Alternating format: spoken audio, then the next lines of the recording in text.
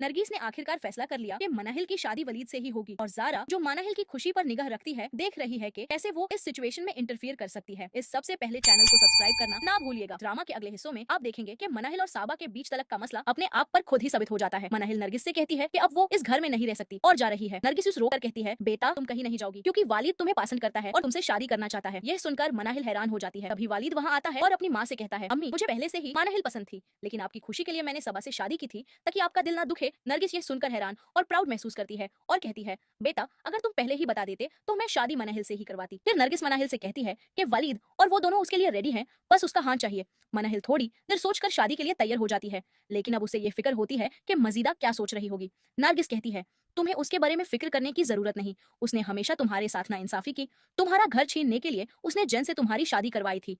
मनाहिल नरगिस की बातों से कन्विंस्ड हो जाती है और कहती है, ठीक है मैं वलीद से शादी के लिए तैयार हूँ, जल्दी से तैयारी शुरू करो, मैं मजीदा को सरप्राइज करना चाहती हूँ। दूसरी तरफ जारा मजीदा से कहती है, अम्मी हमें किसी भी हाल में मनाहिल को वापस इस घर में नहीं आने देना। मुझे यकीन है कि वो नरगिस आंट के घर छुपकर वलीद से शादी करने आई है। जैन जारा को समझाता है, ऐसी बेबुनियाद बातें मत करो, तुम बस यूं ही मनाहिल पर इल्जाम नहीं लगा सकती। मजीदा गुस्से में कहती है, जय अब तुमने उससे तलाक दे दी, तुम्हारा अब कोई हक नहीं कि तुम उसकी तरफदारी करो। साबा भी गुस्से में है और कहती है, अम्मी मैं मनाहिल को बिल्कुल नहीं छोड़ूंगी, मैं बर्दाश्त नहीं कर सकती कि वो वलीद की जिंदगी में वापस आए। उसकी माँ कहती है, बेटा अब तुम्हारा उससे कोई रिश्ता नहीं, तुमने खुद तलाक के पेपर्स भेज दिए, वलीद की कोई गलती नहीं। मजीदा फिर खुद नरगिस के घर जाती है जहाँ मनाहिल सामने होती है। देखकर वो हैरान हो जाती है और कहती है, मनाहिल मुझे तुम पर बहुत अफसोस है। नरगिस जवाब देती है, मजीदा तुम्हें अफसोस करने की जरूरत नहीं, अब मनाहिल के साथ और बहुत जल्द उसकी शादी वलीद से करवाऊंगी। मजीदा गुस्से में कहती है, तुम मेरी इजाजत के बिना ऐसा नहीं कर सकती। नरगिस कहती है, इजाजत लेने की हमें कोई जरूरत नहीं, यह मत भूलो कि तुम अब भी उसके दिए घर में रहती हो और उसके तुगदुन पर जी रही हो। मजीदा यह सुनकर गुस्से में है लेकिन कुछ नहीं बोलती। मनाहिल कहती है, मजीदा मैं अब आपके घर वापस नहीं आऊंगी, वापस तब आऊंगी जब मैं वालिद की बीवी बनकर आऊंगी, तब तक आप अपने लिए कोई और घर ढूंढ लेना।